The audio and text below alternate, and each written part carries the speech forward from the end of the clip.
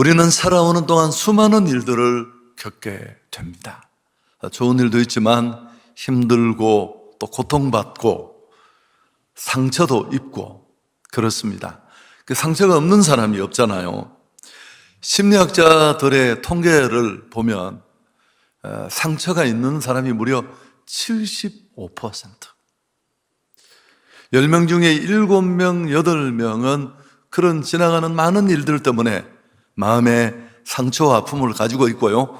그 중에 또 25% 정도는 당장 치료를 받아야 될 그런 상황이라고 합니다. 이 마음에 난 상처는 사실은 어떤 마음의 스크래치와 같잖아요. 가만히 둔다고 시간이 가고 세월이 간다고 이게 저절로 사라지지 않습니다. 오히려 우리 내면 깊숙이 스며들어서 언젠가 모르게 내 삶의 발목을 잡습니다. 한이 되고 쓴뿌리가 되어서 나도 모르는 사이에 내 삶을 엉뚱한 곳으로 이끌어 갑니다. 이런 상한 감정과 상처는 죄에 대한 취약성을 증가시키고 또 한 걸음 더 나아가서 면역성도 떨어뜨린다고 합니다. 만일 이런 감정이나 상처의 버튼이 잘못 눌러지면 정말 심각하게 분노하거나 불안해하는 이런 일로 이어질 수 있고 또 중독으로도 이어질 수 있다고 합니다. 마귀가 이런 상한 마음을 얼마나 좋아할까요? 얼마든지 이용할 수 있으니까. 우리는 지금 다윗의 삶을 이렇게 사무엘 상하를 거쳐서 쭉 살펴보고 있는데 오늘 이제 사무엘하 7장으로 사실은 넘어가야 되는데 6장의 뒷부분의 내용을 제가 좀 한번 우리가 묵상하고 넘어갔으면 합니다. 블레셋에 빼앗겼던 법궤가 예루살렘으로 돌아옵니다. 무엇보다도 통일 이스라엘의 왕인 다윗이 이 일을 그렇게 간절히 소망했습니다. 그래서 이루어진 일인데 법궤를 다시 긴 시간 동안 방치되었던 그 법궤가 다윗성 예루살렘 수도에 안치되는 일은 정말 거국적이고 거족적인 행사였습니다. 새왕의 등극과 함께 전 이스라엘이 하나님을 중심으로 하나로 뭉쳐지는 그런 단결의 장이기도 했습니다. 법궤가 돌아올 때 다윗은 너무 기뻐서 춤을 춥니다. 바지춤이 내려가는 줄도 몰랐죠. 얼마나 긴 시간 그가 기다리고 기대했던 일이었을까. 우리가 충분히 그 감격을 가늠해 볼 수 있습니다. 그런데 바로 이 순간에 찬물을 끼얹는 사건이 일어납니다. 다윗 왕의 아내인 미갈이 창문으로 그 장면을 지켜봅니다. 그리고 다윗을 업신여기며 비웃었습니다. 16절 중요한 구절이니까 우리 같이 한번 다시 읽을까요?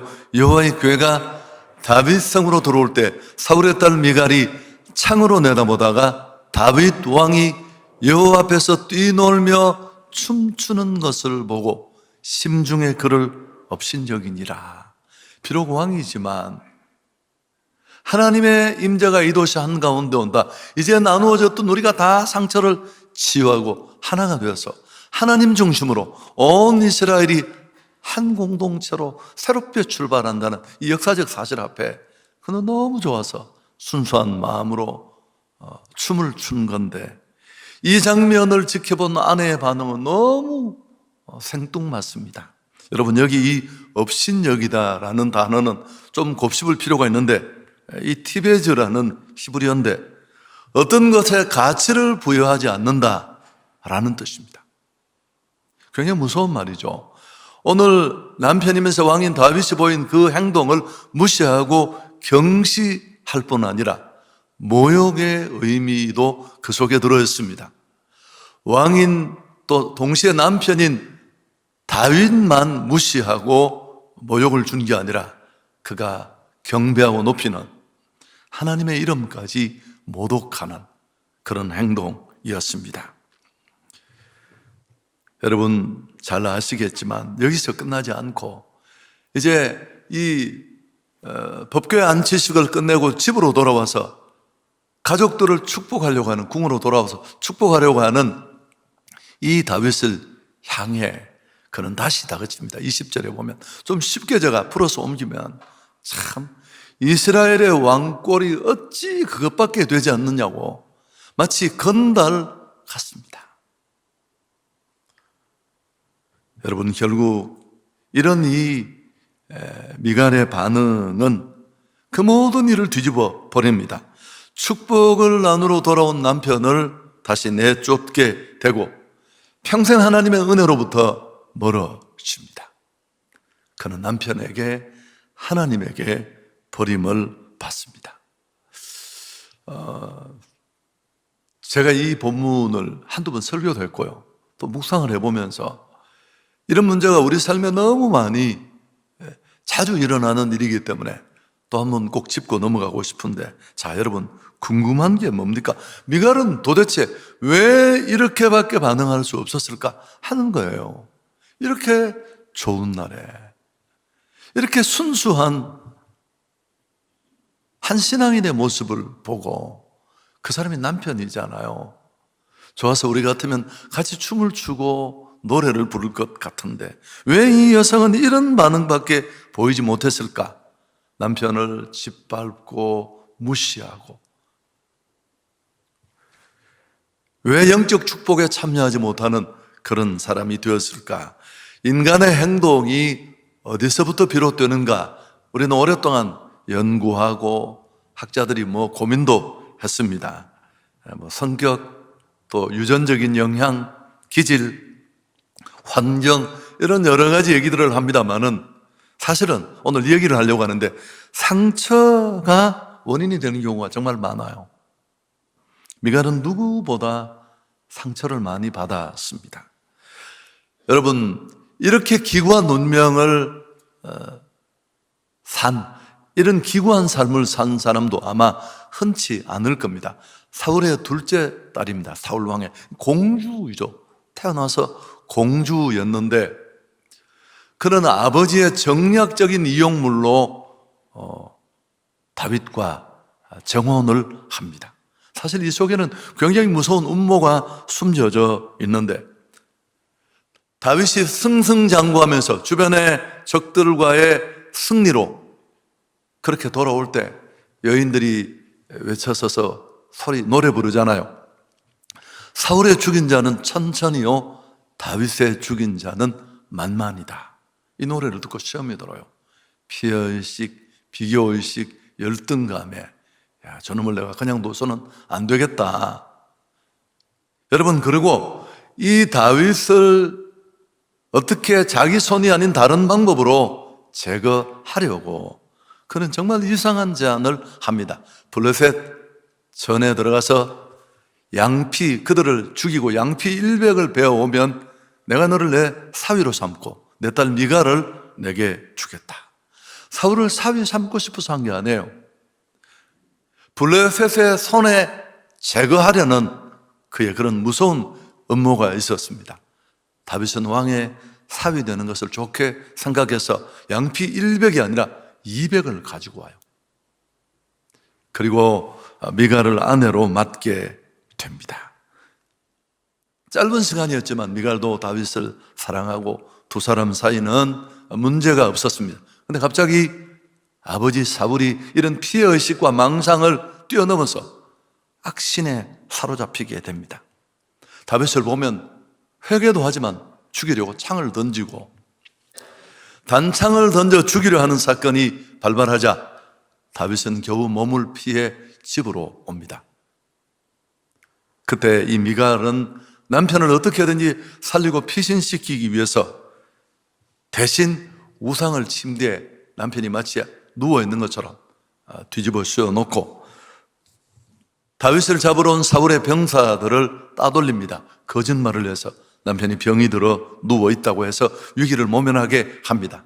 후에 사울 왕이 이 사실을 알게 되고 딸 미갈에게 분통을 터뜨립니다. 어찌하여 네가 나를 속여서 내 대적을 놓아 피하게 하였느냐. 여러분, 참 지금부터가 이상해요. 정신 나간 아버지의 모습인데, 그는 이 딸에 대한 분풀이로 이 딸 미가를 갈림에 사는 평민 라이스라는 사람의 아들 발디에게 그냥 줘버려요. 다윗은 떠나고 없고. 여러분, 미가는 억지로 남편과 갈라지고 평민의 아내로 전락합니다. 아버지와 사울의 이 관계는 우리가 지금까지 쭉 설교를 들었듯이 10년 넘게 이어지잖아요. 한참 후에나 다윗이 안정이 되고 나서 장군 아브넬을 시켜서 그를 다시 왕궁으로 데려오는데, 그 성경을 읽어보면 이 발디가 또 막 아내가 간다고 울면서 따라오는데 결코 다시 다윗에게로 데려옵니다. 여러분, 이거 상상을 해보면 참 기가 막힌 일이죠. 이런 격변기를 겪으면서 어마어마한 고통을 받은 비운의 여성입니다. 피의식에 사로잡힌 아버지 사울, 그는 변덕이 죽을 듯 하는 자였습니다. 정략적인 결혼, 남편과 생이별을 하고 발디에게 정을 붙이고 10년 넘게 살았는데 또 갑자기 돌아오고, 이 모두가 연약한 여인으로서는 견디기 어려운 일이었습니다. 여러분, 이런 상처는 말이 그냥 상처지 그 후유증은 아주 대단히 심각합니다. 미갈의 이런 내적인 상처들이 어떤 문제들을 일으켰는지를 보면 일반적으로 우리 안에 해결되지 않은 상처들이 나타내는 문제와 거의 꼭 같습니다. 첫 번째가 뭘까요? 있는 그대로를 보지 못해요. 무엇이든지 간에 항상 삐딱하게 보고 왜곡하고 굴절시키고 단순하고 순수하게 받아들이지 못합니다. 다윗의 이런 모습과는 너무 많이 다르고 또 대단히 공격적인 성향을 띱니다. 또 쓸데없는 자존심을 내세워서 주변 사람들을 불편하게 합니다. 가정생활이나 공동체 생활에 많은 어려움을 겪죠. 사실 이런 사람이 우리 주변에 나일 수도 있어요.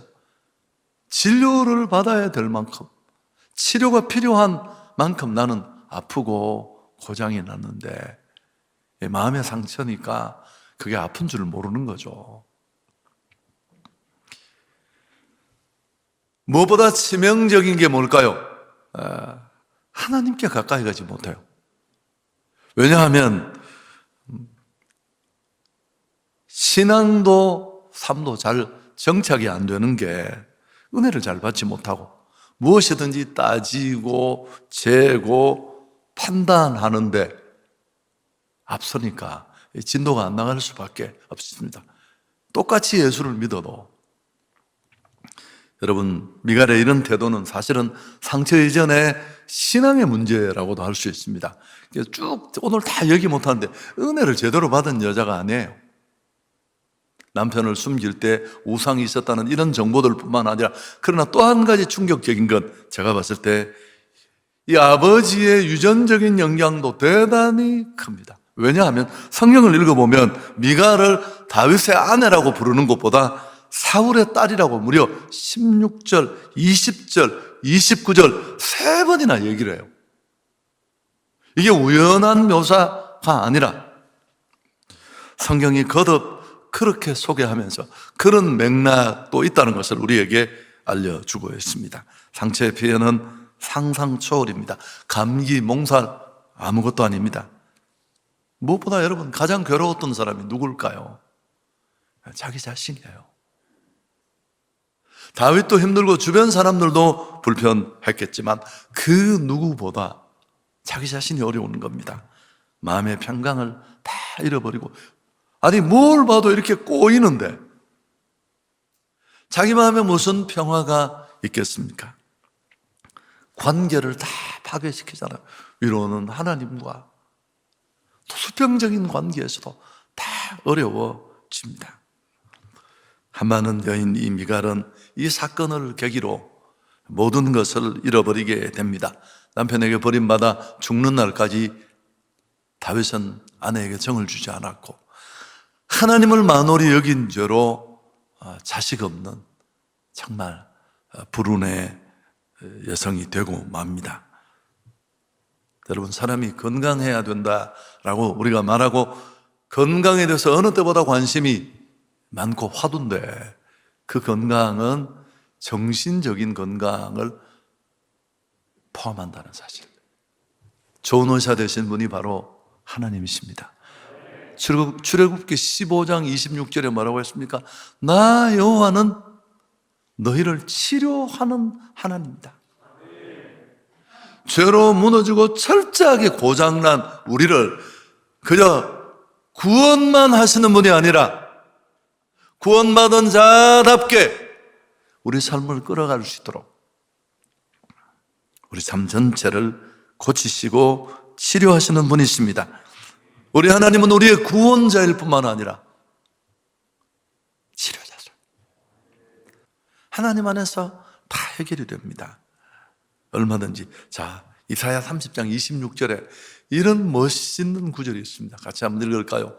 여호와께서 자기 백성의 상처를 사매시며 그들의 맞은 자리를 고치시는 날에는 달빛은 햇빛 같겠고 햇빛은 7배가 되어 7날의 빛과 같으리라. 16세기 프랑스의 암브로스 파레라는 유명한 외과 의사가 있었는데요. 그는 의사로서 평생 많은 환자들을 돌봤는데 그때마다 그가 늘 입버릇처럼 했던 말이 있는데 세상을 떠난 후에도 그가 너무 이런 말을 많이 하고 사람들이 이 말에 마음이 움직여서 이 파레의 묘비에 새겨두었습니다. 여러분, 묘비명은 이렇습니다. 나는 상처를 사며 줄 뿐이다. 상처를 고쳐주시는 이는 하나님이시다. 참 정직한 의사이죠. 찢어진 부분도 사실은 그냥 이렇게 실로 붙여두는 거예요. 그럼 살이 나와서 다 돋아나는. 진짜 치유는 하나님이 하시는 겁니다. 나는 상처를 사며 줄 뿐이다. 고치시는 분은 하나님이시다. 자, 그럼 우리가 여러분, 사실 이 미갈이 누굴까요? 우리 모두가 미갈이에요. 풀잎에도 상처가 있대요. 자살방지 사이트에 들린 시인데 제가 이 시 제목으로 설교되었어요. 아주 초기에. 길가에 있는 풀 한 포기도 다 상처가 있습니다. 상처 없는 사람 없습니다. 문제가 될 수도 있고 크게 될 수도 있고 실제로 문제가 되기도 하고 그렇지 않기도 하지만, 자, 그렇다면 우리는 우리 안에 이런 마음의 스크래치, 상한 마음들을 어떻게 해야 될까요? 첫 번째, 해결책을 이제 정리하고, 첫 번째는 내가 마음에 상처가 있다는 것을 인정하고 드러내야 합니다. 상담하시는 분이 하는 얘기가 뭐예요? 이 얘기를 통해서 자기는 멀쩡하다고 생각하고 왜 사람들이 나 때문에 불편해하는지 모르겠다고. 조영남 씨가 나왔대요. 보니까 최근에 저는 보진 못해. 이 기사를 찾다가 사람들이 자기를 보면 왜 기분 나빠하냐, 자기 보고 밥맛 없다고 한대요. 저도 밥맛이 별로 없긴 없더라고요. 뭐 나한테 별로 한 게 없지만 그 이유를 설명해 주잖아요. 여러분, 좋은 상담자는 대화를 통해 그의 무의식과 잠재의식 속에 있는 이런 것들을 끄집어내어 주는 겁니다. 기억조차 하지 못하는 것을. 성경에서 겉옷을 찢지 말고 내 마음을 찢어라 라는 구절이 회개의 구절만인 것처럼 여겨지지만 그렇지 않습니다. 정말 네가 치료되고 정말 회복되기를 원한다면 너의 상처를 솔직하게 드러내라, 오픈하라, 그런 뜻입니다. 아멘. 여러분, 이 일부터 시작해요. 나는 문제가 있다고 해야 치료가 되는 거예요. 물론 자기가 잘못한 걸 다 상처라고 얘기하고 빠져나가는 건 오늘 이 설교와는 상관이 없습니다. 그리고 무엇보다 두 번째, 정말 치료받고자 하는 간절한 갈망이 필요합니다. 성경을 읽어보면 하나님이 소원하지 않는 자에게 은혜를 주신 적이 한 번도 없어요. 38년 된 병자, 38년을 그렇게 병으로 고통받는데 주님이 찾아오셔서 뭐라고 말합니까? 네가 낫고자 하느냐? 이게 무슨 얘기예요 이게?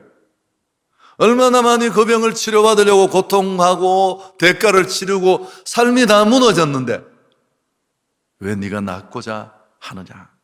사람이 병으로 오래 누워 있으면 나름대로 그 병이 주는 보호가 있습니다. 아이고 아픈 사람이잖아. 막 끼니도 챙겨주고 좀 예외도 시켜주고. 노숙자가 그러더라고요. 대기업에 중용을 했다가 처음에 노숙자가 되고 나서 야 이게 사는 게 아니었는데 한 2년을 그렇게 보니까 나름대로 괜찮대요 그게. 치열함도 필요 없고. 여러분 우리는 이럴 수가 있습니다. 이런 부정적인 의식이 변화를 갈망하는 마음으로 우리 안에 바뀌어지지 않을 때 새로워질 수 없다는 사실입니다. 아멘. 그래서 우리가 모두가 문제가 있는 것이 아니지만 조금씩은 다 아픔이 있으니까 그냥 상처나지 않는 후신 바르는 그런 느낌으로 우리가 오늘 우리 마음을 좀 열었으면 좋겠습니다. 마지막 한 가지는 상처 준 사람을 용서해야 합니다. 여러분 내가 용서해야 하나님이 나를 용서하시고 내가 풀어야 이게 풀리는 거예요. 상처를 가장 많이 받는 대상이 누굴까요? 이게 진짜 마음 아픈 누굴까요 여러분? 부모예요 부모. 오늘 미갈의 삶이 이렇게 다 찢어진 건 아버지 때문이잖아요.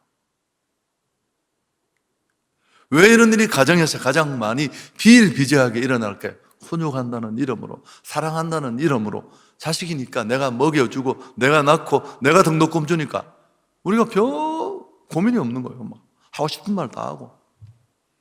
오늘 우리 회개해야 합니다. 내게 상처를 준 부모는 용서해야 되지만 나 때문에 아파할 아이들이 있다는 사실을 우리는 놓치잖아. 이놈의 새끼들 때문에 내가 맨날 애먹고 말이야. 내가 너희 돈 다 모아서 돈을 모았으면 한국에 내가 재벌이 됐을 거라고. 10년, 20년 원한 품고 가지고 있으면 그 사람은 조금 불편하고 부담스럽지만 내가 다 부숴줘요. 자, 욥기 18장 4절에 성경이 참 별 말씀이 다 있어요. 울분을 터뜨리며 자기 자신을 찢는 사람아, 너 때문에 땅이 버림을 당하겠느냐? 바위가 그 자리를 옮겨지겠느냐? 마음에 이런 독을 품고 있는 사람은 자기를 찢는 사람이라고 성경은 말합니다. 야, 그것 때문에 산이 옮겨지겠냐? 바위가 옮겨지겠냐?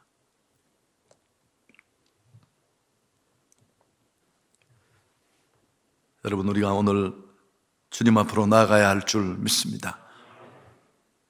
그리고 성령이 우리를 만져주시면 새로워질 수 있습니다.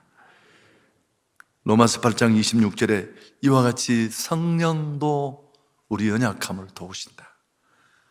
여러분, 우리가 상처로 아파하는 것을 보고 그 아픔이 또 주변에 전가되는 것을 보면서 우리보다 더 아파하시는 분이 계셔요.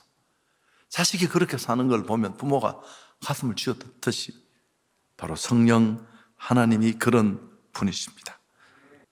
자기가 한번 아파서 고침받으면 라이센스가 생긴다는 거 아시죠? 제가 곧잘 그런 표현을 썼습니다. 하나님 안에서 상처는 치료되면 회복될 뿐만 아니라 그 상처가 오히려 별이 될 줄 믿습니다. 다 아픈 사람 한 번만 이렇게 잡아줘도 그냥 이론적으로 막연히 하는 사람과는 전혀 다른 그런 은혜를 줄 수 있습니다. 우리 모두 건강했으면 좋겠습니다.